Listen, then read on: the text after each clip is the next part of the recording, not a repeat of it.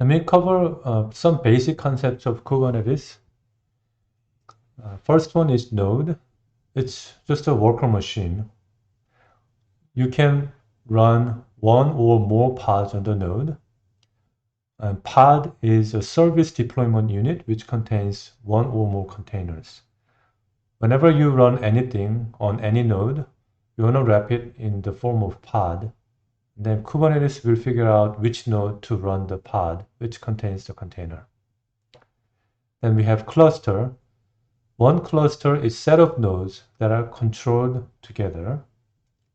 And resource is a bunch of files or equivalent to file content that describes desired state of the cluster.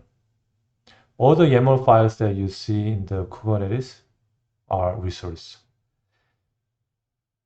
And there is a controller. Controllers are service that watches resources and augment the state of the cluster to the desired state. Let me go through some illustration to explain what this means. Say we have 3 nodes, and in the resource, somebody defined one pod resource. Then pod controller service is going to be listening to any changes to the pod resource. And then upon the insertion of creation of one pod resource, it's going to instantiate a pod and then deploy to the node. Now, there are other resources that's related to the workload. They are replica set resource and deployment resource. Pod defines one or more containers, one single deployment unit, whereas replica set defines how many pods to serve for from the same container image. Or should I say same pod definition. And then deployment resource will control the replica set. So when somebody creates deployment resource, it's going to be monitored by deployment controller. Then deployment controller will create replica set resource. Then replica set resource change is detected by replica set controller service, which will in turn create pod resource. And then pod resource will trigger pod controller to deploy the pod finally.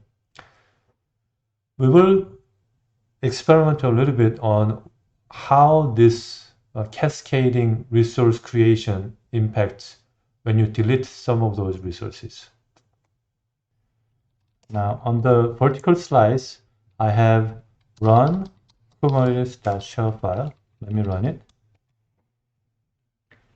And it created a bunch of resources. It created 5 pods and 4 services, then 3 deployment and 3 replica sets. As I explained earlier, deployment controls replica set, which controls pod. Let's see that in action.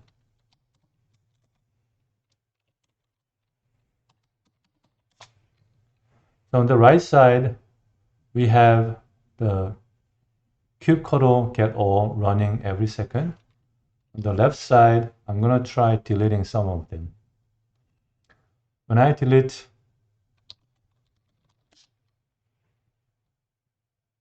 say one pod,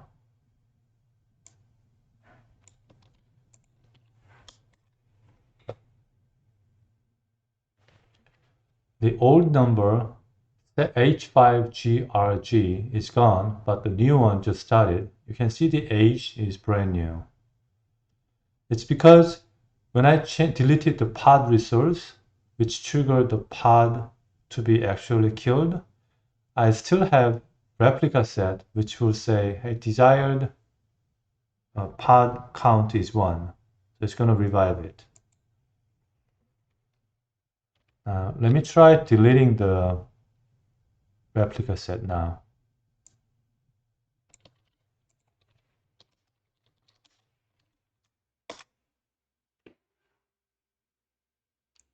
Now it's deleted and recreated.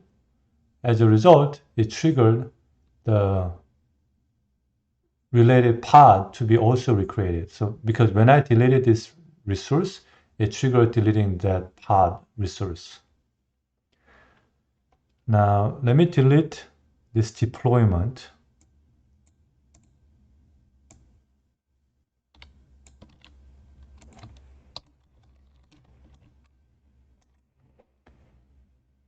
Now this time, that's it. There's no higher level resource that's going to revive this deployment. So it's going to be like this and until we just restore the deployment resource. Now let me run Kubernetes again, which will reinstate all the resources. And it says unchanged, unchanged, unchanged. And then deployment web.vvm is created. As a result, it created, this 14 seconds, it created deployment 19 seconds created, which created replica set, which created the pod.